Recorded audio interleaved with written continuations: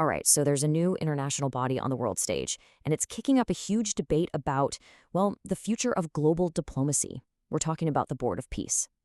The big question everyone's asking is this a genuine partner for the United Nations, or is it designed to replace it? Well, when Donald Trump was asked point blank if his Board of Peace was meant to replace the UN, that was his answer. Well, it may.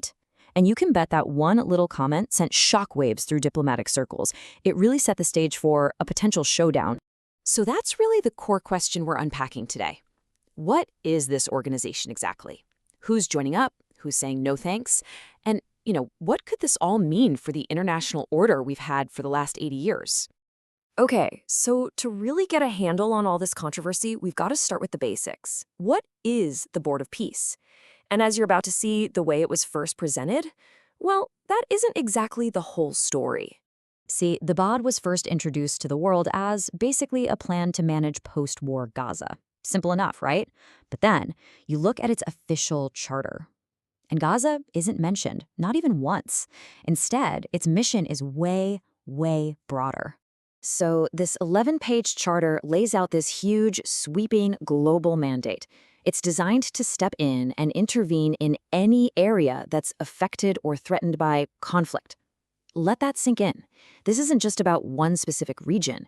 It's a framework for a whole new global power structure. So how is all that power structured? Well, it's a really clear top-down pyramid. You've got the general membership, then a much more powerful 7-member executive board that actually carries out the mission. And then, right at the very top, you have a chairman. And this chairman has the final say and veto power over all the big decisions.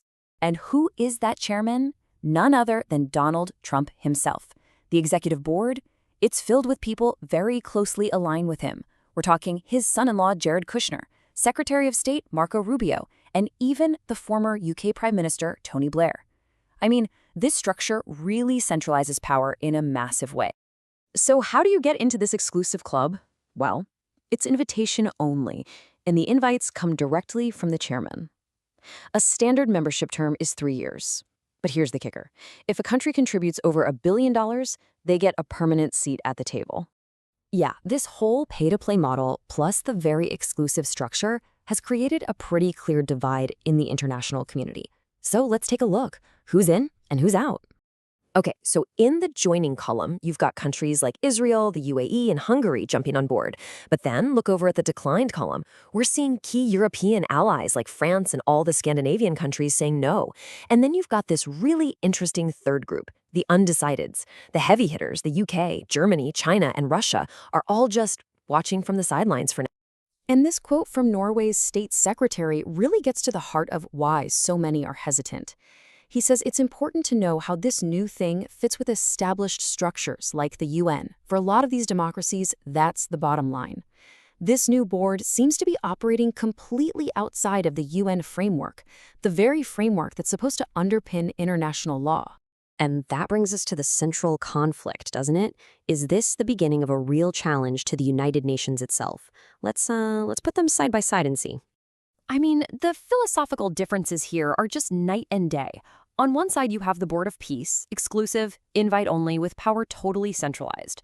On the other side, you have the United Nations. And look, for all its flaws, it's built on the idea of almost everyone being a member, with power being shared and, let's be honest, fought over in the Security Council. These are just two fundamentally different ways of looking at how the world should be run. And you can see the major powers are already drawing their lines. Take China, a permanent member of the UN Security Council. They were invited to join the board, but they responded by publicly restating their commitment to the UN system.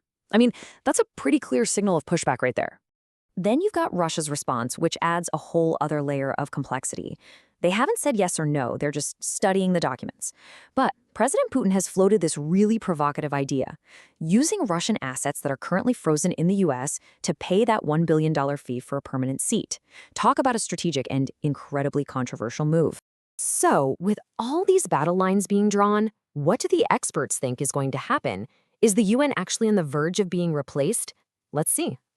Well, the general consensus among diplomats and analysts is that a full replacement is pretty unrealistic. I mean, after 80 years, the UN's legal status and its massive infrastructure are just too deeply woven into the global system.